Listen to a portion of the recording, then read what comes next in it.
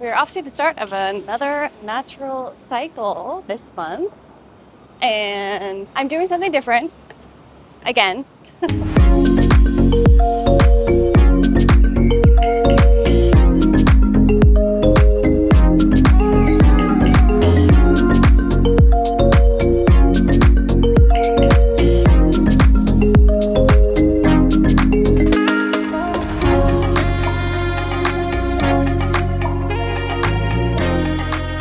I feel like for every natural cycle, I want to make some improvement, to make some sort of change, do something differently, to just keep improving every single time.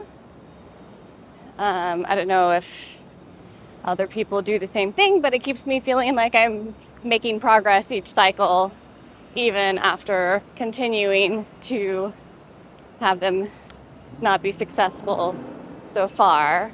This cycle, I am doing an interesting combination of intermittent fasting and ketosis, the ketogenic diet, ketosis, getting myself into ketosis before ovulation. So the intermittent fasting stage has started today.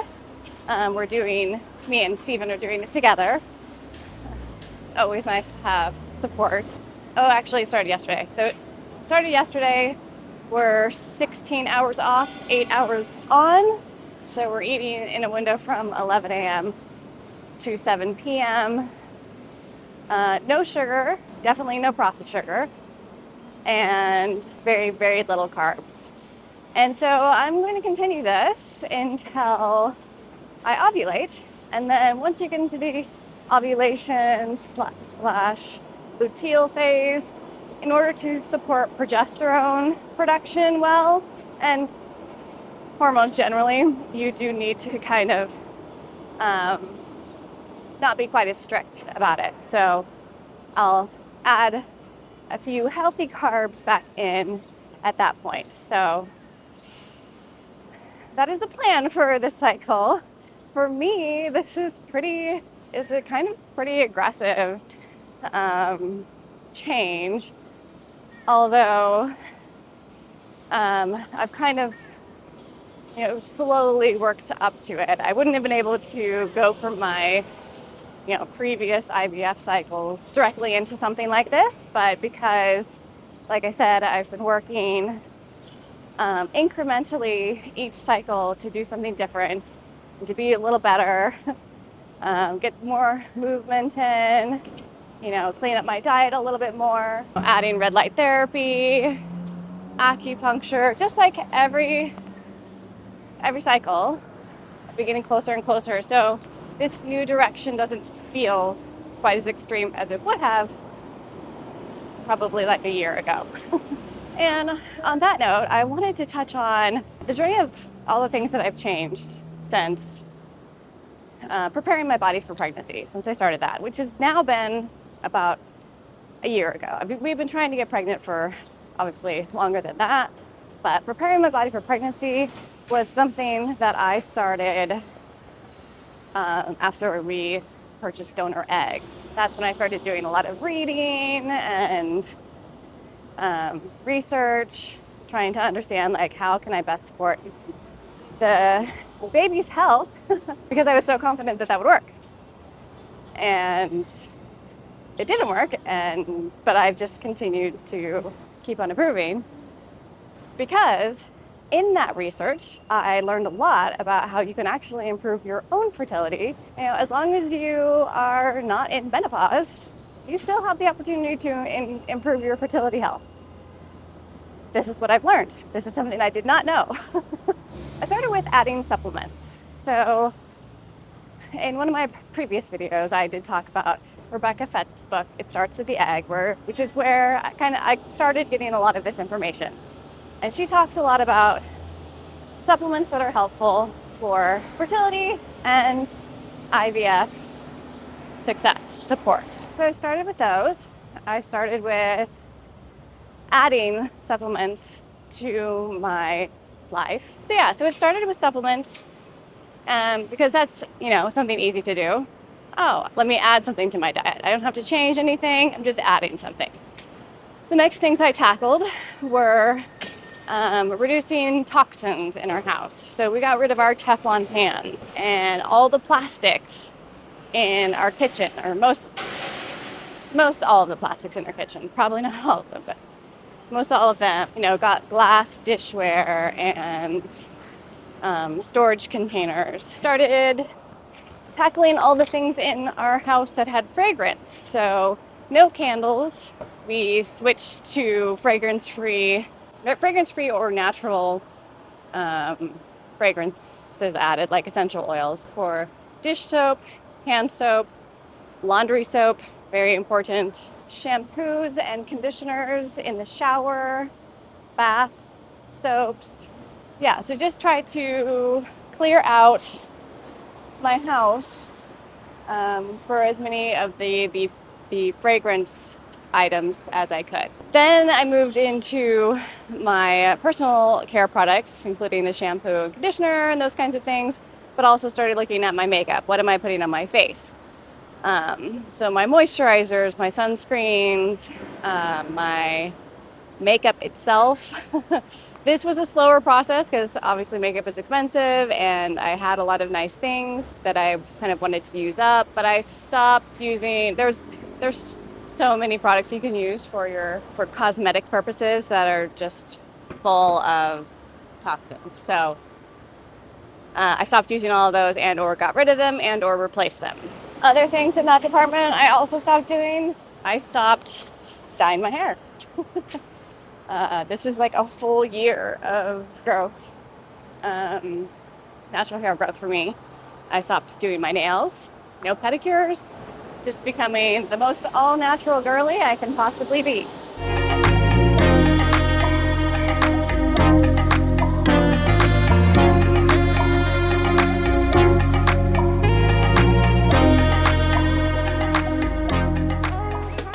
Where was I? I think I was talking about my hair. What I think I forgot to say was, in the very beginning when I first started all this stuff, I forgot to say this because it's so, like, obviously you would do that, right? I quit alcohol and caffeine because those are like the obvious things that you do when you're trying to get pregnant. I mean, I know for some people they continue to drink caffeine because they have to, and they just drop down. But I actually just took it out completely. I am still continuing to not drink any caffeine, although I am including matcha in my smoothies. So I guess I'm having caffeine occasionally. And then alcohol, I cut it out completely for periods of time. It hasn't been every single cycle that I've been completely dry, but I am definitely dry now, and that was one of the things that I stopped doing from the very beginning as well. I should probably just take you through a day in my life and show you all the things that I've done to continue to incrementally make my life more and more non-toxic and fertility friendly. And honestly too, it follows like Rebecca Fett's book, where she talks about supplements and then talks about toxic materials, and then she talks about inflammation. That's like one of the final two chapters in the book is why your implantation might be failing because of inflammation. And that's kind of where I'm at right now, is this final chapter of the book and implementing those changes to reduce inflammation. And that is where I got the intermittent fasting and the keto diet information from, which is what I'm doing this week. Oh, I just got back from acupuncture, by the way, which is why I probably feel much more, or probably why I seem much more low-key than I did earlier this morning, because I am very relaxed. It was a really good acupuncture session. For the first day of having basically no carbs and no sugar, I feel pretty good.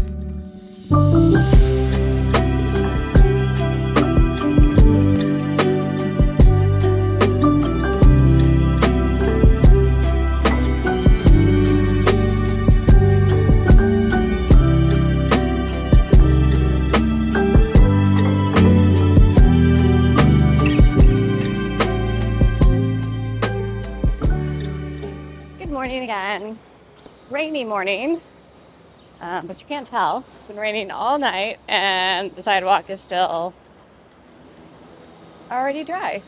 My backpack is heavy today. I loaded it up with all my food because the only way you know you're gonna stay in ketosis is to bring your own food. So I have my smoothie, I have my bone broth, and I have boiled eggs. So far so good. Cravings haven't been too bad, and I'm feeling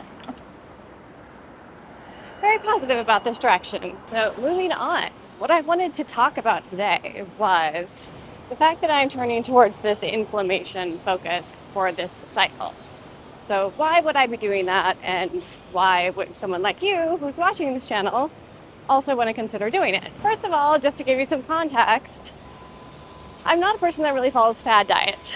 I've obviously heard of intermittent fasting, and I've heard of the keto diet, the carnivore diet, the Mediterranean diet, all these things. I've heard of them, but I am more of a lifestyle girly. I don't like to be strict on myself, and I also am fairly happy with my size and my weight. You know, I tend to work out, you know, go for walks, go to the gym, do strength training, those kinds of things as a way to stay healthy, as opposed to doing anything really fancy or unusual with my diet. And so for me, that's probably why kind of focusing on this inflammation factor of infertility has not been one of the first things that I focused on. I don't have any signs of massive inflammation in my body as far as I know. I don't have joint pain. I don't have skin breakouts or flares, rashes, those kinds of things. I'm generally pretty healthy. You know, obviously as I've been getting healthier and healthier, I've noticed subtle improvements to my overall health, which I wasn't really kind of recognizing when it was going the opposite direction. Things like brain fog, fatigue, general sense of well-being, those kinds of things. But as far as do I have inflammation systemically throughout my body, no, I did not feel like I had that at all. And so potentially that was why it was so confusing when I kept having infertility problems. So after I did all the obvious things, adding all the supplements in, cutting out alcohol, caffeine, eating generally better, getting more movement, you know, all these kind of lifestyle things that I was doing, that's when I turned to Function Health and got the blood work to see why, you know, I am still unable to carry a pregnancy, even with a donor egg. So that's when I turned to Function Health and got the blood work, and surprise, surprise, I did have some autoimmune markers in my blood work, as well as some other markers, blood work markers. I was low on B vitamins, I had elevated homocysteine, and I had the MTHFR factor, which means that you must have methylated B vitamins in order for your body to absorb them. It's genetic. A lot of women have this. It's very common. So that was kind of the only way I was like, oh, I do have some inflammation concerns here to be worried about. And the idea is, this is what I've heard. The idea is that if you are a woman in your late 30s, early 40s, you've just had a lot more time to build up damage to your cells. When you're in your 20s, you just haven't lived long enough to have accumulated a lot of damage. But by the time you're in your late 30s, early 40s, depending on how your lifestyle has been, how you've lived your life, what kinds of things you've been exposed to, you have a lot more accumulated damage potential than someone in their 20s. So even though you're generally considered healthy, even though you're in healthy ranges for your age group, fertility is such a sensitive thing, for some of us anyway, that there's potentially a lot more work to do when it comes to factors like inflammation. And that correlates exactly with what I found in my own blood work, and why I am taking this step, which to me 3 months ago would have felt extreme or on the extreme end, but now feels very necessary. The primary purpose of doing the intermittent fasting, as well as the ketogenic diet, clean keto, not bacon, not trans fats, those kinds of things, clean keto, during this follicular phase only, because carbs do help progesterone production and we want a lot of that. So from the day I start my period to the day I ovulate, I will be doing this diet. And the reason why is to reduce inflammation. Reduce inflammation and support cellular cleanup. So your body goes into a autophagy, I think that's how you say it, mode when you're fasting. Basically cleans up all your dead cells, all your precancerous cells, those types of things.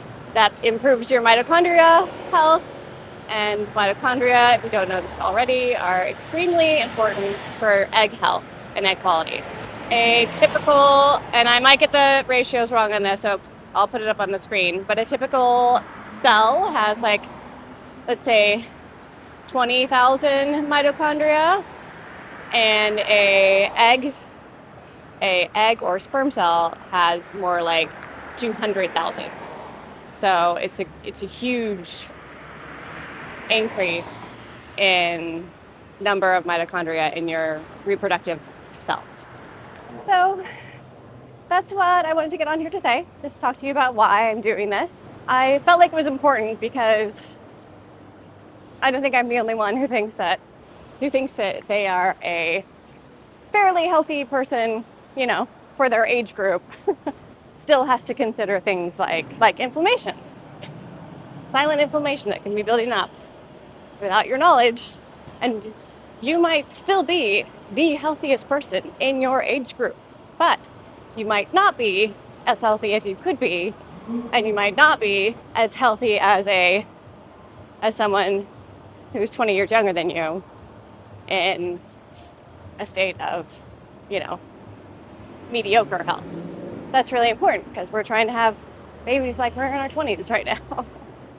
It's also, I think, it's also a hopeful thing to know. Something that when I kind of read it and understood it, gave me hope, because like, hey, okay, yeah, I'm not in my 20s, I'm in my 40s. I probably do have a lot more cellular damage. But you know what? There are still things that I can do to help correct even that. Like, age is literally just a number. I said on a previous video that, you know, biologically, according to Function Health, my age is, you know, less than the number. So there's no reason to think that I couldn't, you know, keep that number trending downwards with lifestyle changes. So, and yes, we're calling them lifestyle changes, not diets.